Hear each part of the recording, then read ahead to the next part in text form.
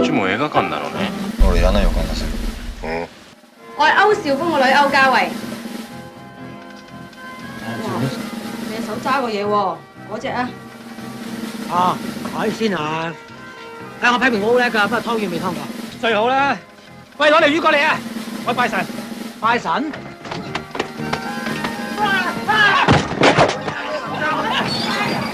我又食魚啦！廚房有兩樣黑色，一邊係乾炒牛河，一邊係咕嚕味。またいじめられたの？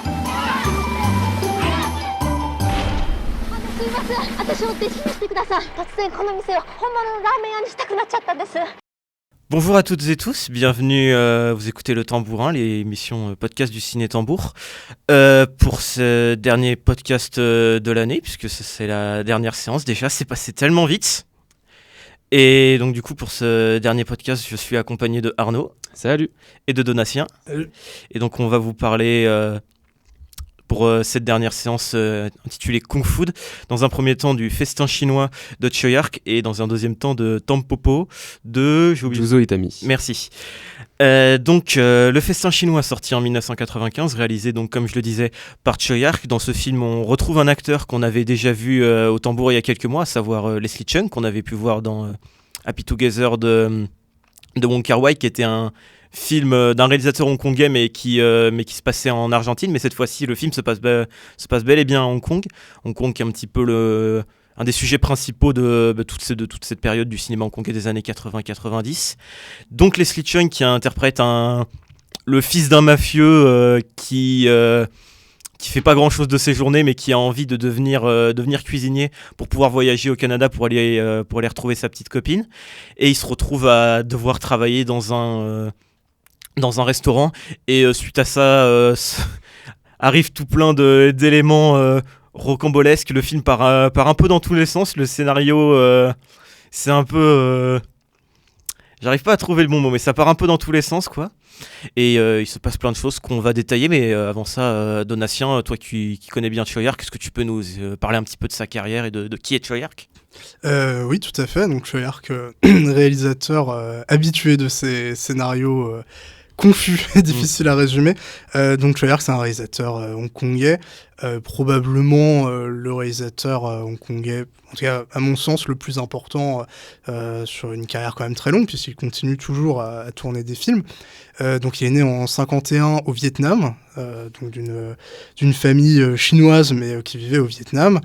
Et donc ensuite ils ont réémigré à Hong Kong.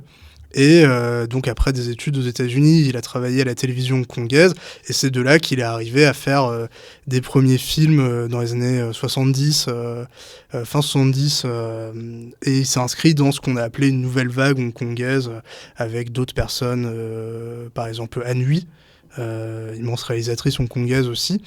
Et donc il a commencé sa carrière avec des petits films fauchés, très vénères, donc vous avez peut-être vu L'Enfer des armes qui est ressorti récemment, voilà, des films d'action très très rentre-dedans. Et dans les années 80, il est parti travailler pour une société très importante à l'époque qui était la Cinema City, dont on va reparler un peu après. Et c'est là que sa carrière a vraiment explosé, en même temps que celle de plein de réalisateurs hongkongais et du cinéma hongkongais de manière générale, donc avec John Woo aussi, avec qui il a collaboré. C'est là qu'il va faire ses premiers gros succès, principalement il y a quelques films historiques, mais des polars hongkongais tout aussi énervés que ses premiers films. Et donc là, le film dont on parle, Le Festin chinois, tu l'as dit, il est sorti en 95. Dans les années 90, c'est vraiment une autre période pour Choyark. C'est un Choyark producteur. Donc il a quitté la Cinema City, qui de toute façon est en train de péricliter.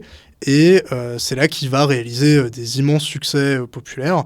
Principalement la saga Il était une fois en Chine, du 1 au 5, en très peu d'années. Et il produit énormément de films. Il en réalise même un peu moins du coup dans cette période. Vraiment une très très grosse production. À retenir principalement, je trouve, le Temple du Lotus Rouge de Ringo Lam, qui est le seul Wu Japan le seul Wu Japan réalisé par Ringo Lam que Choyark produit juste avant Le Festin chinois, avec un film vraiment magnifique. Et donc il arrive donc en 95 pour faire Le Festin chinois, qu'il ne produit pas. ça c'est important. En fait, il reçoit une demande de Raymond Wong, pardon. Raymond Wong, qui est un ancien de la Cinema City, c'est l'ancien des 3 dirigeants de la Cinema City, donc c'est un ami, et qui lui dit est-ce que tu peux pas nous faire un film de Nouvel An, un film de Nouvel An lunaire / Nouvel An chinois. Donc voilà, on a peu de temps, il nous faut sortir un truc parce que c'est un moment où on sort des grosses productions qui rapportent. Fais-nous un film, puis fais-nous un film autour de la bouffe. Parce que ça marche en ce moment, il y a eu Salé Sucré dans le lit, il y a eu d'autres films, vas-y, la bouffe c'est bien, c'est festif, c'est familial, et du coup on peut se dire comme ça, un film de commande entre guillemets pour Choi-Ark, sauf que il a quand même pas mal de liberté, et il se dit, tiens, j'avais un scénario sur la bouffe que j'avais écrit il y a quelques années, qu'on n'a jamais pu tourner, parce que c'est la méthode Choi-Ark aussi, ils écrivent des scénarios, un nouveau scénario toutes les semaines, et puis on tourne ce qu'on peut. C'est une production assez monstrueuse. Et donc il dit, tiens, on va reprendre ce scénario-là, on va le travailler, comme ça, vu qu'on a peu de temps, et c'est ça qui a donné, du coup, le festin chinois. Ouais, c'est vrai que là, c'est... Je me souviens, on discutait l'autre jour, mais tu vois que à cette époque, c'est vraiment un énorme bourreau de travail qui dort très très peu, qui est constamment en train de tourner des trucs. Et il a même, tu disais, il réalise moins, mais quand même, il a je crois qu'en 95, il sort 2 ou 3 films, ce qui est le festin chinois. Je crois qu'en plus, la même année, il sort The Blade, qui est un de ses films les plus connus. Un peu après, c'est 1 ou 2 ans après, mais oui, c'est dans la période, ouais, il est en train de travailler dessus. Il est en train de, à cette époque, Je sais pas comment c'est possible de faire autant de travailler autant, parce que comme tu disais, non seulement il réalise, il produit, mais en plus il me semble que des fois quand il produit un film et qu'il est pas content de ce qui a été tourné, il retourne lui-même, il écrit beaucoup. Enfin bref, c'est un travail de titan. Mais du coup en 95 arrive le festin chinois, donc avec Leslie Cheung. Et donc comme tu le disais, c'est un film tu produis pour le Nouvel An. Est-ce que tu peux un petit peu nous parler de ce que c'est de cette tradition du film du Nouvel An chinois? Oui, tout à fait. En fait, le Nouvel An, donc le Nouvel An chinois / Nouvel An lunaire, c'est toujours un peu compliqué. On emploiera les 2 termes, mais les 2 désignent techniquement la même chose. Choi-Ark lui-même parle de Nouvel An lunaire chinois. Vraiment comment on a du mal à classifier cette fête, mais donc du coup c'est les fêtes de fin d'année, mais avec un calendrier différent de celui que nous on connaît en Occident. Donc c'est évidemment des moments de fête, donc non salariés. Donc c'est, comme pour nous, les fêtes de Noël, une période propice pour sortir des gros films qui vont marcher, pour ramener la famille, parce que les enfants sont pas à l'école, on peut amener les enfants faire des grosses sorties familiales, et donc c'est toujours un créneau très important pour les sociétés de production à Hong Kong, qui tournent souvent les films très vite, et qui doivent toujours avoir un truc à sortir à ce moment-là, pour tenir la concurrence. Et donc c'est à ce moment-là que petit à petit, dans les années 80, début 90, va se créer, va se codifier la comédie familiale de Nouvel An lunaire. Donc des comédies très grand public, souvent autour des valeurs de la famille, des valeurs positives, parce que c'est les valeurs que sont censées apporter le Nouvel An lunaire, c'est se retrouver en famille et puis préparer la nouvelle année sur du positif. Et donc Choi-Ark lui-même dit que c'est beaucoup de comédies de piètre qualité qui sortent à ce moment-là, mais donc il y a cette volonté, c'est assez libre, en même temps il y a des trucs très codifiés, comme ils font souvent la comparaison avec les téléfilms de Noël que nous on connaît. Il y a quand même des codes du film classique, oui. Mais après c'est un créneau qui est assez libre, Choi-Ark qui est assez libre. La seule contrainte qu'il y a, c'est cette idée qu'il faut toujours qu'il arrive des choses positives aux personnages, aux héros, et que la fin soit positive. C'est-à-dire que ça peut même ne pas être forcément une comédie, mais il faut que la fin soit positive, parce qu'il y a cette superstition qui est que si on regarde des choses horribles qui arrivent aux gens sur le film, du coup la prochaine année, celle dont on fête l'arrivée au Nouvel An, va commencer avec ces mauvaises choses qui vont nous arriver. Donc vraiment il faut des valeurs positives, et il faut une happy end, là qui est clairement dans le festin chinois, oui. Très belle happy end, tout le monde se réunit dans la cuisine, même l'équipe technique, vraiment ce plan très mignon qui monte, c'est vraiment le résultat de ce côté très enfantin de ce type de production. C'est aussi c'est un bel hommage rendu à toute l'équipe qui a travaillé sur le film. Il a avec toute l'équipe technique, ils sont tous en train de festoyer, puis ils invitent quelque part les les spectateurs à dire festoyons tous ensemble pour l'amour du cinéma quelque part. Exactement, c'est une invitation à fêter le nouvel an lunaire avec le spectateur. Et d'ailleurs, ce côté familial, déjà, Treyarch dit que vraiment ils ont passé de très bons moments sur le plateau tous ensemble. Et il se retrouve à un autre moment, c'est la scène où tous les cuisiniers de la région viennent et disent je suis le chef du restaurant Intel. Et ben en fait tous les acteurs qui sont là à dire moi je suis le chef, en fait c'est l'équipe technique. C'est l'équipe caméra qui est en train de se présenter. Et donc, derrière la caméra, il n'y a plus que Treyarch qui est en train de filmer son équipe. Donc, ça demande quand même. Alors, venez participer. Donc, il y a ce plan de fin, mais aussi ce plan-là. Donc, ils apparaissent 2 fois, en fait, l'équipe caméra, en tout cas, dans le film. Et donc, tu as cette positivité dans le film qui est pas forcément. Qui est pourtant pas forcément la norme à l'époque dans le cinéma hongkongais, parce qu'on est juste avant la rétrocession, et on a eu beaucoup de films qui s'incluent dans ce qu'on appelait la catégorie 3, donc des films extrêmement violents et nihilistes, donc c'est des films un peu joyeux comme ça, c'est loin d'être la norme, et puis même Choyark a un côté aussi assez peut-être beaucoup plus violent, beaucoup plus un petit peu peut-être désabusé dans ces autres films. Tu le connais mieux que moi, donc oui, après c'est loin d'être la norme pour les films que nous on a, c'est-à-dire que c'est effectivement ça qui est passionnant avec le festin chinois, c'est que c'est vraiment un film hongkongais, dans le sens où c'est un film qui s'adresse au public hongkongais, et probablement si ça n'avait pas été Treyarch à la réalisation, on l'aurait jamais reçu chez nous.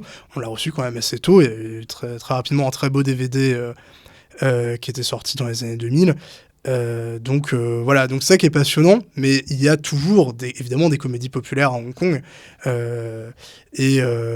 du coup le producteur Raymond Wong lui produit à ce moment-là que des comédies populaires à stars. D'ailleurs tout le casting quasiment du film avait déjà joué ensemble l'année d'avant et l'année d'avant dans d'autres films très grand public, des comédies romantiques et des films musicaux, parce que ça marchait beaucoup à l'époque. Donc par exemple, j'avais noté le film Is a Woman, She's a Man, qui n'est jamais sorti en France, mais où il y a quasiment tout le casting exactement du festin chinois. Il y a Leslie Chung, Anita Yuen et il y a Lo Kar-ying aussi. Donc les trois avaient déjà joué ensemble, donc ça joue aussi ce côté familial, les acteurs se connaissent, ils sont contents de travailler ensemble. Donc effectivement c'est surprenant pour Treyarch qui n'avait plus réalisé de comédie depuis 10 ans et n'en réalise plus beaucoup par la suite, mais c'est pas non plus complètement anormal dans la production, ni pour Treyarch qui a toujours dit qu'il adorait la comédie. Et je pense qu'on va peut-être rentrer un peu plus en détail dans le film, puisque comme ce qu'il faut savoir, du coup, Treyarch, c'est un réalisateur qui a fait beaucoup de films d'action, de films d'arts martiaux. Et par exemple, tu évoquais tout à l'heure la saga Il était une fois en Chine, dont il a réalisé les 3 premiers. Je crois qu'il en a produit d'autres après. Il y en a eu plusieurs, il me semble. Il y en a 5 en tout, et je crois qu'il réalise les 3 premiers, c'est sûr. Je crois qu'il réalise le 5e. Il me semble aussi. Je crois qu'il délègue le 4e officiellement, mais il n'est pas très loin de la caméra quand même, comme toujours.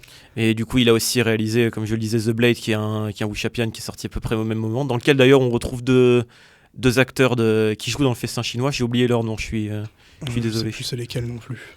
C'est l'acteur du méchant, et c'est le jeune chef du début. C'est ces 2 acteurs-là. Je sais plus s'il y en a d'autres, mais j'ai complètement oublié leur nom. Si vous avez vu le film, de toute façon, je pense que vous voyez de qui il s'agit. Mais du coup, voilà, c'est un réalisateur à la base qui fait principalement des films d'action, comme beaucoup de réalisateurs à l'époque, parce que voilà, des John Woo, Jackie Chan, même si c'est plus de la comédie, mais des réalisateurs aussi comme Jackie Chan et Sammo Hung qui font des gros films d'action.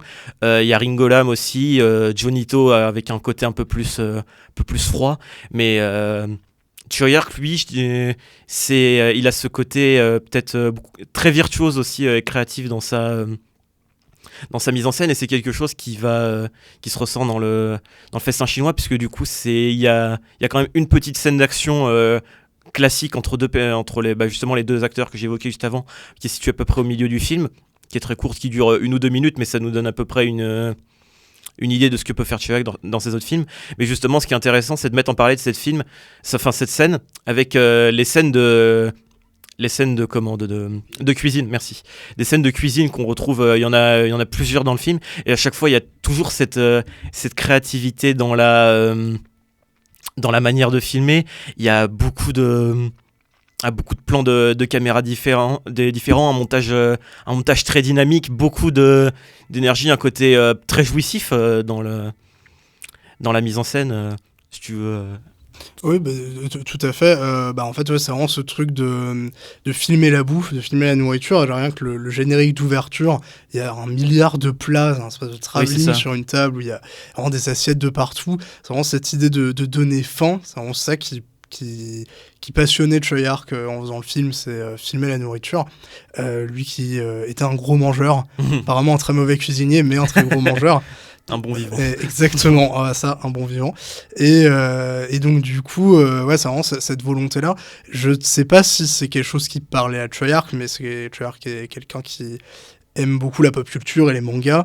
Il y avait eu Le Petit Chef en manga et en animé quelques années avant.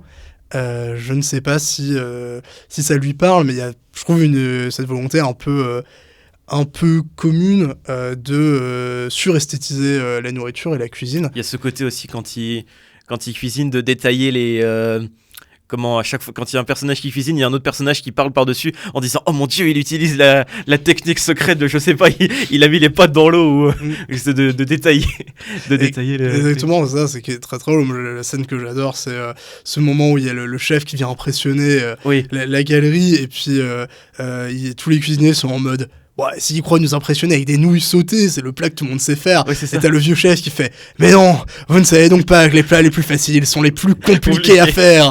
Il faut maîtriser parfaitement la cuisson. Ce truc très exagéré qui est hilarant. Ouais, qui donne faim aussi, c'est un film qui donne faim. Tellement faim que Treyarch a dit qu'à un moment de la fin du tournage, il avait envie d'ouvrir un restaurant. Ce qu'il n'a jamais fait, mais en fait, ça avait vraiment faim. Et du coup, pour faire tout ça, il y a 4 chefs cuisiniers professionnels qui sont présents constamment sur le plateau pour donner des conseils, pour cuisiner en fait les plats à la demande, parce que comme souvent chez Treyarch, le tournage évolue au jour le jour. Donc en fait, des fois, il y a une idée qui pop dans l'esprit de Treyarch en mode il faut absolument faire ça.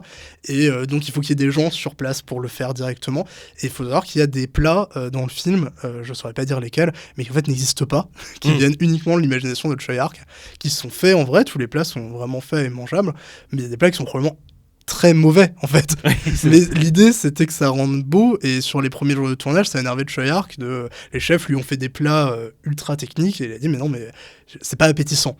Moi je m'en fous qu'on le mange sur place, il faut que ce soit appétissant. Et c'est vraiment ça qui guide pour moi toute la réalisation du film et qui lui donne sa cohérence et sa ligne, parce que comme on l'a dit, le scénario est quand même très bordélique et ça part dans tous les sens, mais il y a ce truc de quand même le but final c'est d'en mettre plein les yeux et de donner faim, et c'est vrai que ça donne faim. On se dit, je sais pas si j'ai envie de manger ça, mais j'ai quand même envie de manger des trucs. J'avoue, les nouilles sautées au bœuf, machin, moi quand j'ai vu le film, je me disais, mais je veux que cet homme me fasse à manger tous les jours jusqu'à la fin de ma vie. Ah ouais, mais moi, j'avais pas du tout envie de manger tous ces plats, la cervelle, la trompe d'éléphant, si je dis pas de conneries. Enfin bref, tout ça, moi... Ah mais parfaitement cuisiné, ça te donne pas envie, là? Pour la découverte, en fait, pour la culture, mais vraiment pour les papilles, pas vraiment. Par contre, le film d'après, beaucoup plus. Mais là, c'est marrant tout ça, parce que moi, justement, je m'étais dit, tiens, ça m'a pas tant donné faim, alors que je m'attendais vraiment à que ça me donne bien plus faim que ça. Et il y a cette scène qui est très drôle, le retour du grand chef où il fait un plat avec t'as l'impression qu'en fait son plat il l'a fait avec des machines à fumer, il y a il fait un truc qui est immense, qui est magnifique et tout, et après en fait tout le monde vient goûter et en fait c'est dégueulasse. Donc il y a cet humour un petit peu à chaque fois. Faut que ça rende bien à l'image, quitte à ce qu'en réalité ça marche pas en fait. C'est ça, ce côté virtuose. En fait, même quand ils font de la sculpture sur tofu, j'ai pas envie de le manger. En même temps, j'ai quand même envie de rentrer dans un restaurant. Oui, il y a cette virtuosité de la découpe du truc. Alors qu'évidemment, c'est immangeable, c'est un énorme bloc de tofu. C'est un énorme bloc de 25 kilos. Je pense que personne ne va manger ça à la cuillère. Tu manges ça, tu finis, t'es malade. Hein, Exactement. Mais il y a ce truc. Et alors, c'est quelque chose qui, entre guillemets, regrette de ne pas avoir poussé plus, parce que film grand public et tout ça. Mais pour Treyarch, cette volonté de filmer la nourriture, elle a aussi un sens politique Oui. et historique, parce que du coup c'est le festin des Han, le festin chinois du titre. C'est un festin donc commandé par l'empereur de Chine au XVIIe siècle, si je dis pas de bêtises. Et c'est vraiment cette volonté de réunir les gastronomies chinoises et donc de centraliser la culture chinoise. Et ça, c'est quelque chose qui est important pour Choi Ark. C'est quelqu'un qui est des fois difficile à cerner politiquement, mais qui a cette obsession pan-chinoise, c'est-à-dire de réunir, lui qui est justement né chinois hors des territoires de la Chine historique, qui ensuite a étudié aux États-Unis, donc aussi il a connu une autre communauté chinoise hors des territoires, et donc il y a cette volonté à la fin on fait le grand combat des chefs de la cuisine chinoise, quand bien même elle est complètement exagérée et immangeable, quoi. Effectivement, j'ai pas envie de manger non plus de la trompe d'éléphant. Ouais, voilà, mais au C'est final, on la célèbre en fait, cette culture. C'est ça. Mais je sais pas ce que vous en pensez, mais je trouve que c'est un petit peu limite contradictoire parce que le film, donc on disait tout à l'heure, il arrive un peu avant la rétrocession et il est vraiment dans une sorte de lignée dans lesquelles plein de films hongkongais se trouvent, comme Happy Together dont on parlait tout à l'heure, où il y avait cette idée que la jeunesse en fait cherche à partir ailleurs. Donc dans Happy Together, il partait en Argentine et donc là on a le personnage principal où son but c'est de partir quand même d'Hong Kong et d'aller au Canada. Alors apparemment il y a pas mal d'immigration pour le Canada, tu disais tout à l'heure. Oui, tout à fait, c'est un des territoires, je ne saurais pas expliquer pourquoi, mais c'est un territoire où beaucoup de gens qui ont fui Hong Kong au milieu des années 90, justement avec cette crainte de la rétrocession, probablement parce qu'il devait y avoir une communauté chinoise installée et que c'est un territoire économiquement plutôt porteur, mais peut-être aussi qui parce sont que partis là-bas. parce que c'est juste à côté des États-Unis, qu'il y a aussi une forte immigration aux États-Unis, notamment les réalisateurs qui sont... Par exemple, John Woo qui est parti aux États-Unis, qui a une belle carrière là-bas.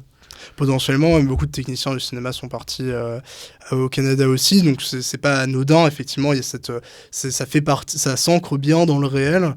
Donc oui, dans ce que connaît le territoire de Hong Kong à ce moment-là, cette crainte contre la montre que si vous avez vu Happy Together, là effectivement c'est complètement représenté, mais c'est tout le paradoxe de Choi Ark de sa position politique, c'est-à-dire qu'il parle effectivement complètement de la rétrocession dans ce film-là, dans les films suivants, d'une certaine angoisse, et en même temps c'est quelqu'un qui, s'il est parti aux États-Unis, il a toujours dit que ce n'était pas pour fuir la rétrocession, et ensuite il est retourné travailler très rapidement à Hong Kong. Il a fait des films en Chine, aujourd'hui il produit des films ultranationalistes. Il est difficile d'avoir son point de vue sur est-ce qu'il est complètement consentant ou pas, c'est un peu compliqué, mais voilà, c'est quelqu'un qui n'est pas non plus, et qui l'a toujours dit, qui n'est pas opposé à une certaine réunification, mais il n'est pas non plus nationaliste. C'est vraiment ça, cette idée de réunification des cultures. Donc le film s'ancre complètement dans ce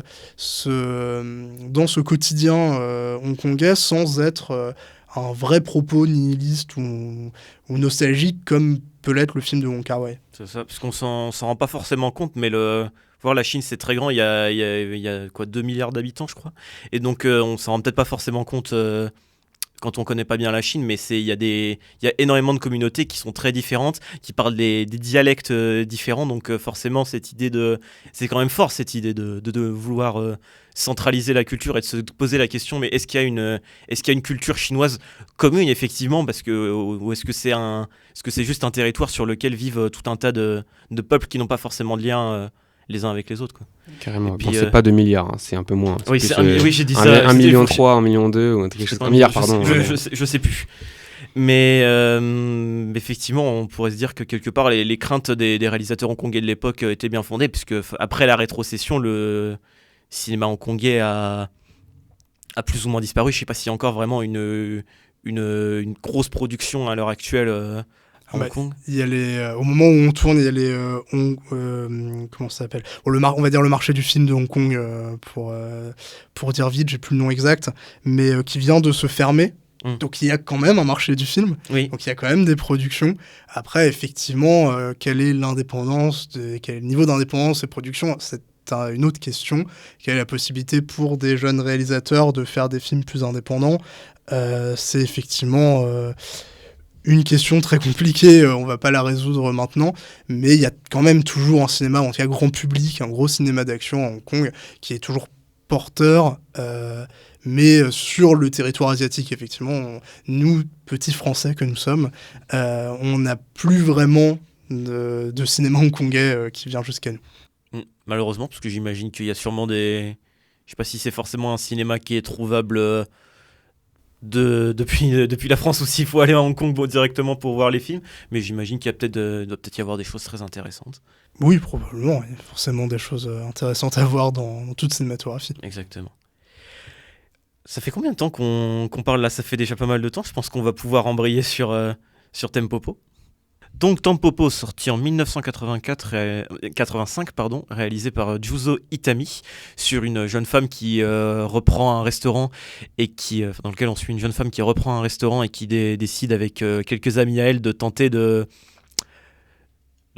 T'en viens, on coupe et on relance. Ouais, Tempopo, sorti en 1985, réalisé donc par Juzo Itami, film qualifié de western ramen en référence au western spaghetti italien, qui est à notre connaissance le premier et dernier film en date à être représentant de ce genre. Arnaud, est-ce que tu peux nous expliquer un petit peu ce que c'est que ce film? Voilà, donc si ça fait un petit moment que vous l'aviez vu, un petit rappel de synopsis. Donc on suit... donc cette histoire principale qui va suivre donc ces routiers qui s'arrêtent dans un petit restaurant de ramen et qui vont aider la propriétaire à améliorer sa recette et à devenir un restaurant honorable de ramen. Voilà, c'est à peu près ça se base là-dessus. Et autour de ça, il y a pas mal de sketchs qui arrivent au hasard dans le film, que ce soit des sketchs filés avec plusieurs qui vont se suivre avec les mêmes personnages ou des sketchs qui prennent des personnages, on les suit, ça s'arrête, c'est terminé, on les revoit plus. Donc c'est un peu une forme assez particulière là-dessus. On va peut-être d'abord commencer par parler de Juzo Itami, de ce réel-là, de sa carrière. Du coup, Juzo Itami, c'est avant tout un acteur qui commence sa carrière dès les années 60 en accompagnant ce qu'on a appelé la nouvelle vague japonaise et aussi quelques réalisateurs de la génération avant, mais qui ont accompagné ce renouveau du cinéma japonais des années 60, qu'on a pu le voir dans des films de Oshima, de Kon Ishikawa, de Wakamatsu, de Masumura, et aussi dans Lady Snowblood 2, pour un film peut-être un peu plus connu, un peu plus grand public. Et c'est quelqu'un qui arrive du coup finalement assez tard. On a dit, il commence sa carrière d'acteur dans les années 60 et il commence sa carrière de réalisateur dans les années 80. Tempopo, son deuxième film, il en avait fait un premier l'année d'avant. Et donc il y aura une carrière de réalisateur malheureusement un petit peu courte parce qu'il décède en 97 dans des circonstances troubles, entre suicide ou assassinat par des yakuza. La question reste ouverte, on vous laisse aller regarder sur internet si vous êtes aficionados de théorie. De théorie et de faits divers. Voilà, mais donc il était toujours en plein dans sa carrière de réalisateur parce qu'il réalise un film l'année de sa mort. Donc voilà, il a une quinzaine d'années de carrière de réalisateur, mais au départ il est connu avant tout comme acteur. Carrément un peu que plein de cette mort parce que dans sa filmographie, c'est des films qui ont l'air assez compliqués pour nous à trouver. Mais donc si vous avez des plans pour trouver ces autres films, je suis preneur. Envoyez un message au Ciné Tambour sur Instagram parce qu'il y a l'air d'avoir plein de belles choses. Malheureusement, ça s'est arrêté un peu vite. Enfin bon, on va déjà parler donc de Tempopo directement. Et donc tout à l'heure, on parlait du terme western ramen qui, je trouve, la première fois que je l'ai entendu, m'a paru un peu comme un nom à la con que les critiques ou le public peut donner à un thème juste parce que c'est un film qui a des allures de western et qu'il est japonais. Mais non, c'est plutôt intéressant. Pourquoi ? Parce que, comme vous avez pu le voir au tout début du film, donc après la petite scène où vous êtes pris à partie en tant que spectateur, on va voir une sorte de tuto sur comment déguster un bon ramen et qu'est-ce qu'un très bon ramen. Et on voit que c'est en fait plein d'éléments différents, agencés parfaitement pour que ça forme le plat parfait et qui est tout simplement parfait en fait. Et dans ce film-là, que ce soit dans le fond avec plein d'idées de genres différents qui vont s'aligner ensemble et que le réalisateur va mélanger pour faire, bon, peut-être pas un film parfait, mais en tout cas c'est peut-être l'idée du réalisateur, en tout cas que ça fonctionne tous ensemble, et je trouve que c'est intéressant d'analyser le film par ce prisme-là, d'avoir donc plein de genres différents qui vont former un film. Donc on peut parler donc déjà du titre du western, enfin du western ramen. Pourquoi est-ce qu'on parle de western ? Vous avez pu vous en rendre compte direct, que ce soit par le personnage principal qui a ce style typiquement western avec son chapeau, son allure à la Charles Bronson dans Il était une fois dans l'Ouest, presque taciturne, et aussi de cette fin où le personnage... en fait, après avoir accompli en quelque sorte son devoir qu'il s'est donné à lui-même, s'en va sans demander son dû et juste continue sa vie, ce qui est quelque chose qu'on retrouve souvent dans les westerns. Ouais, notamment l'exemple le plus connu, je pense que c'est la fameuse trilogie du dollar de Sergio Leone. Donc, c'est quoi déjà le premier ? C'est pour une poignée de dollars et pour quelques dollars de plus, et évidemment Le Bon, la Brute et le Truand. Et cette trilogie de films, on l'appelle aussi la trilogie de l'homme sans nom, puisque le personnage interprété par Clint Eastwood n'a pas de nom, et en fait c'est justement ce héros solitaire qui va de ville en ville, et en fait à chaque fois il y a cette idée qu'au début du film il arrive dans un endroit, il fait un petit peu ses bails, et puis à la fin du film, une fois qu'il a accompli ce qu'il avait à accomplir, il repart vers d'autres aventures. C'est quelque chose qu'on retrouve pas mal peut-être dans certains westerns, effectivement. Carrément, c'est vraiment une répétition de ce format-là. Peut-être qu'ici, le personnage est un peu plus héroïque que Clint Eastwood, qui lui est quand même plus un anti-héros, on va pas se mentir. Après, à part le thème du western, vous avez dû remarquer aussi qu'on retrouve pas mal de codes du film de Yakuza, avec ce groupe d'ennemis qui finalement vont changer de côté au fil du film. Mais peut-être, Donatien, tu peux un peu nous parler de la place que ça a et comment... s'organise un petit peu les années 80 pour le cinéma japonais. Oui, du coup, le Yakuza, pour ceux qui ne savent pas, c'est, pour résumer, on va dire, c'est les mafias japonaises. C'est un très gros résumé, mais c'est plus ou moins vrai. Donc, ils représentent une organisation para-étatique donc du crime illégal. Et au niveau du cinéma, en fait, c'est une figure qui va vraiment exploser dans les années 70 dans le cinéma japonais. Ça va vraiment devenir un personnage cinématographique, ça ne l'était pas totalement avant, avec un réalisateur comme Kinji Fukasaku, qui est peut-être le nom à retenir, et de ce courant-là, de ce qu'on a appelé en Occident le film de Yakuza, même si ça regroupe diverses choses. Et effectivement, c'est des films d'action très énervés dans le courant de ce qui se faisait au Japon dans les années 70. Sauf que là, le film, on l'a dit, sort en 85. En 85, le cinéma japonais se cherche, en tout cas le cinéma d'auteur se cherche un petit peu. Des gens comme Fukasaku font encore des films. Tous les gens qu'on a cités avant font encore des films. Oshima, etc. Ou même Ishikawa. Mais effectivement, il n'y a pas de dynamique qui sort comme dans les années 70. Fukasaku, par exemple, ne fait plus de films de Yakuza quasiment à ce moment-là, alors qu'il en a fait beaucoup par année. Il fera Battle Royale quelques années plus tard, qui est son film... Qui est son dernier film.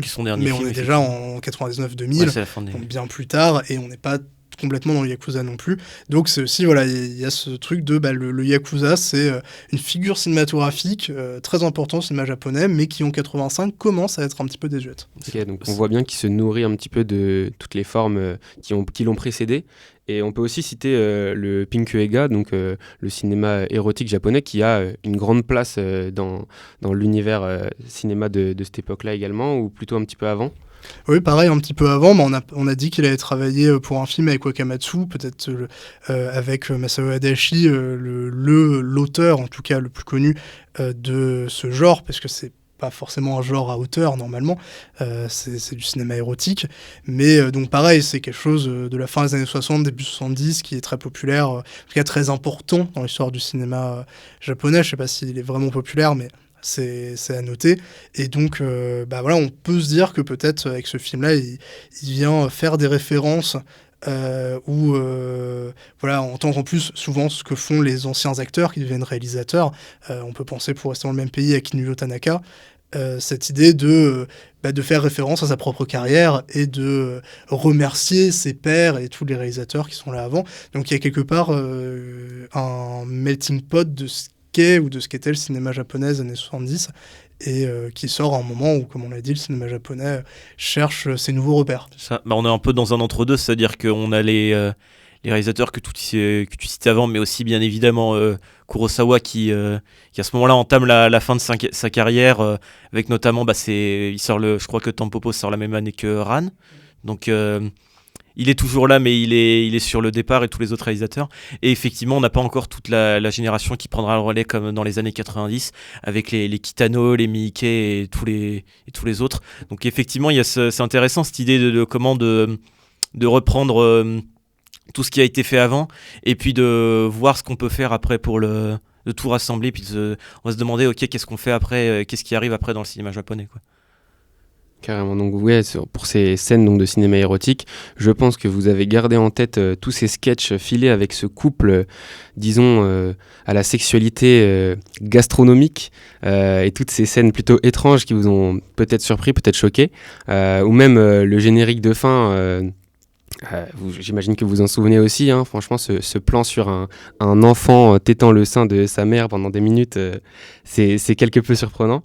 Mais du coup, pour continuer sur cette idée de film ramen, au-delà donc de tous ces genres qui se mélangent, il y a aussi donc ce dont je viens de parler, tous ces scènes sketch qui apparaissent au milieu du film et qui font un petit peu des parties, des bouts qui ensemble forment un tout qui pourrait décontenancer, puisque on nous sort de l'histoire principale pour nous emmener sur autre chose sans nous annoncer que ça va durer 5 minutes, 10 minutes plus. Enfin bref, c'est toujours plutôt décontenançant. Moi, j'ai vraiment adoré plusieurs d'entre elles, notamment le dîner autour des hauts placés qui commandent tous au restaurant le même plat pour suivre, rester dans cette énergie, dans cette culture japonaise de ne pas faire de vagues, notamment avec les supérieurs. Et lorsque ce jeune employé décide d'agir par lui-même de son propre libre arbitre et de commander ce qu'il souhaite, tout le monde est perturbé, et je trouve que ça représente bien cette part de la société japonaise. Je trouve que cette scène est hyper intéressante. En tout cas, voilà, il y a vraiment une forme ramen. Pour le coup, ce nom western ramen n'est pas à jeter. Je trouve que c'est plutôt intéressant. C'est limite dommage de se dire qu'il n'y en ait pas eu, d'autres, parce que ça aurait peut-être pu donner quelque chose d'important, parce qu'on voilà, on parlait du western spaghetti tout à l'heure. Du western spaghetti, on retient principalement Sergio Leone, mais il y en a eu d'autres. Il y a eu Corbucci par exemple, qui a fait des très beaux films, etc. Ils sont très nombreux. Donc c'est vrai qu'on pourrait se dire que c'est limite un peu dommage que d'autres gens n'aient pas repris cette idée, que d'autres réalisateurs japonais n'aient pas repris cette idée pour voir ce qu'on aurait pu en faire, parce que ça aurait pu donner des choses très belles. C'est vrai qu'on parlait juste avant du film de Choi Ark, on disait qu'il y avait quand même un petit mouvement de films de nourriture à Hong Kong. Effectivement, alors que je pense qu'on est tous autour de la table très friands de gastronomie japonaise, malheureusement, il n'y a pas eu vraiment de courant de films culinaires japonais. Alors, il y en a des plus récents, hein, je pense le film de Naomi Kawase, qui est magnifique, mais on est bien 30 ans plus tard. C'est 2010, quoi. Ouais, ça, donc on est 30 ans plus tard. Effectivement, on aurait aimé plus de belle nourriture à l'écran. Vraiment, parce que pour le coup, ces ramen, alors je ne vous comprends pas si à la fin du film vous n'avez pas envie d'aller manger des ramen. Moi, c'est la seule chose qui m'est restée. J'étais dégoûté d'être bloqué en campagne, là où il n'y a évidemment pas de restaurant de ramen, parce que je vous jure que si j'avais vécu dans une rue où il y avait un restaurant, j'y serais allé directement. Parce que qu'est-ce que ça donne envie, c'est parfait. Et ça donne envie de le déguster avec respect, comme le font tous ces personnages. Avec sexualité aussi. Bah non, là un peu moins. Ces personnages-là, on va les laisser de côté. C'est ça. Voilà, finalement, pour l'année prochaine, le tambour se délocalise au Japon pour manger des ramen. On essaiera de vous proposer un service plus développé là-dessus. Ça va nous coûter tellement cher. Et il y a aussi un point que je trouve très cool dans Tempopo qui va rejoindre également le festin chinois. On parlait tout à l'heure du fait que Choi Ark il cherchait un petit peu à unifier la population chinoise par la culture. Donc en quelque sorte que lui il s'adresse donc à la population plutôt que spécialement à l'État en quelque sorte. Et ici c'est la même chose, puisque vous aurez peut-être remarqué qu'en fait la grande majorité des personnes qui possèdent le savoir, donc cette culture culinaire hyper importante, en fait à chaque fois c'est des gens du peuple. Donc on va avoir ces routiers, on aura les sans-abri avec cette scène exceptionnelle, j'espère que vous l'avez appréciée, de la cuisine à l'abri du vigile, enfin bref.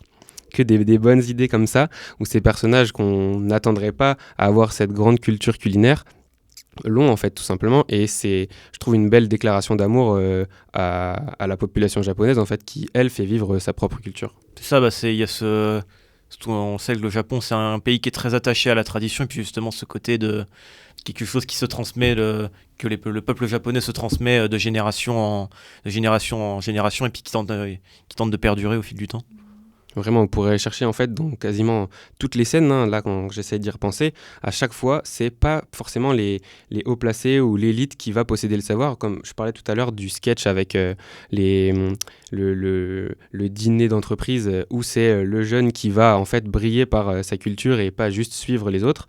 Et ben voilà, c'est le seul autour de la table qui n'est probablement pas un chef d'entreprise ou en tout cas quelqu'un de très puissant, c'est lui qui a ce savoir-là. Et ça se répète un petit peu comme ça à travers toutes les scènes.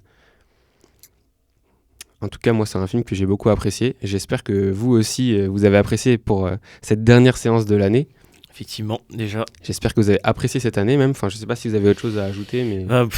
J'aimerais bien dire merci. Merci à vous déjà d'être venu au Tambour, d'avoir été, nous avoir soutenus tout au long de l'année, que ce soit en vous rendant à chaque fois aux séances tous les mercredis soirs et même aux séances bonus. Merci également à tous ceux qui nous ont soutenus sur les réseaux sociaux, sur Instagram, etc. Vous qui nous envoient des messages, voilà, beaucoup d'amour sur vous. Et le Ciné Tambour reviendra. Déjà, il me semble que pour les prochaines vacances, on prévoit quand même une émission une émission bilan.